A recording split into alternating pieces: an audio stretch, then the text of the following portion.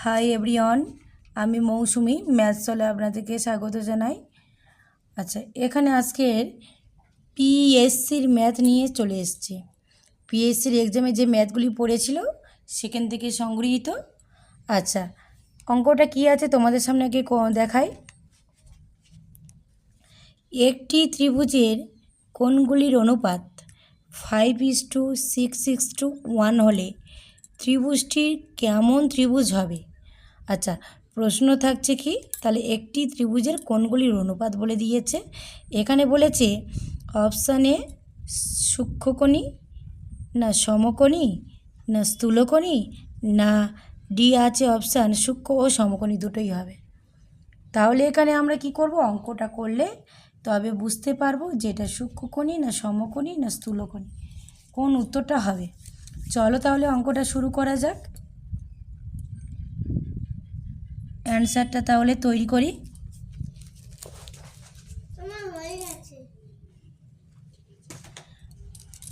এবারে আমরা কি জানি, আমরা জানি ত্রিভুজের তিনটি কোণের সমষ্টি কত? ত্রিভুজের তিনটি কোণের সমষ্টি হচ্ছে 180 ডিগ্রি। আমরা জানি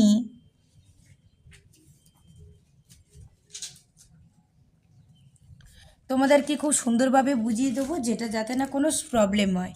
আমরা জানি ত্রিভুজের তিনটি কোণের সমষ্টি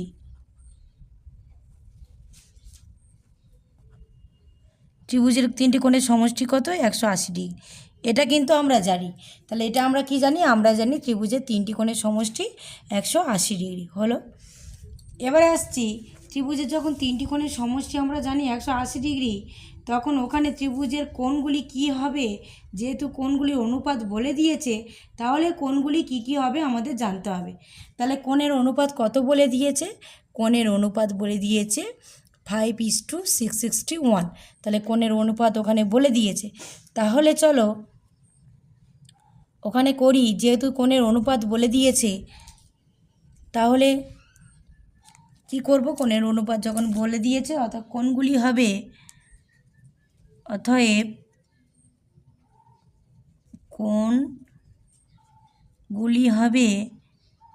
কোণগুলি হবে কত? দেখো কোণগুলি কি হবে, কোণগুলি কি কি হবে দেখো, কোণগুলি হবে এখানে কত আছে, এখানে তোমাদের একটু নামিয়ে দেখাই। এখানে আছে 5 আছে তো, 5, 6 আর 1, তাই তো। এটাকে লসাগু করো, এটাকে লসাগু করলে কত হবে?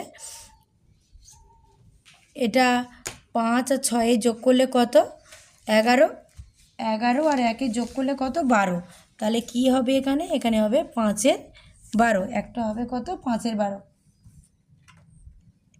তবে 5-এর 12 সঙ্গে কত গুণ? 180 গুণ। এই একটা কোণ, আর একটা কী হবে? 6-এর 12।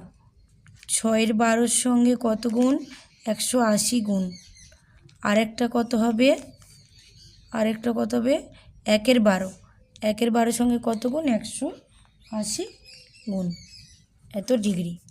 আচ্ছা চলো, 12 6 দিয়ে কাটো, 6-3 18, 6-2 12, 2 15, 3-15 45। আচ্ছা সরি, 5-15 75। তাহলে একটা হলো কত? একটা হলো 75 ডিগ্রি, আর একটা হলো কত দেখি, এখানে আছে 12।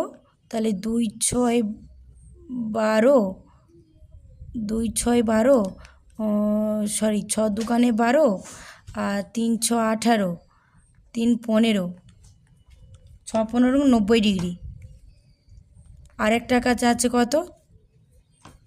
6-2 12, 6-3 18, 15। আরেকটা আছে কত? 15 ডিগ্রি। এখানে তোমরা লক্ষ্য করো, যেটা 75 ডিগ্রি হয়েছে, 90 ডিগ্রি হয়েছে, 15 ডিগ্রি হয়েছে। তাহলে আমরা কি জানি, আমরা জানি একটি কোণ ত্রিভুজের একটি কোণ 90 ডিগ্রি হলে তাকে কি কোণ বলে? তাকে কিন্তু এই সমকোণই বলে। তাকে কি বলে? সমকোণই বলে। আচ্ছা, তাহলে উত্তরটা কি হবে? উত্তরটা হবে সমকোণী ত্রিভুজ। যেহেতু ত্রিভুজের একটি কোণ সমকোণ, তাহলে লিখতে পারি কি?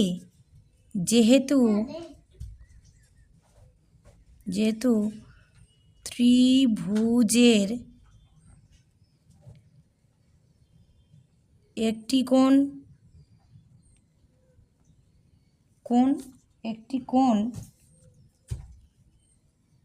90 ডিগ্রি অর্থাৎ সমকোণ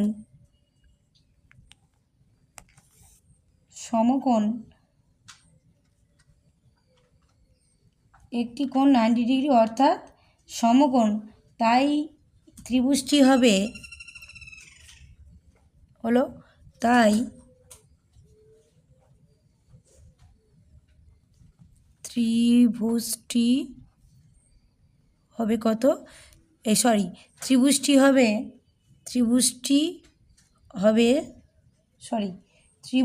হবে সমকোণী।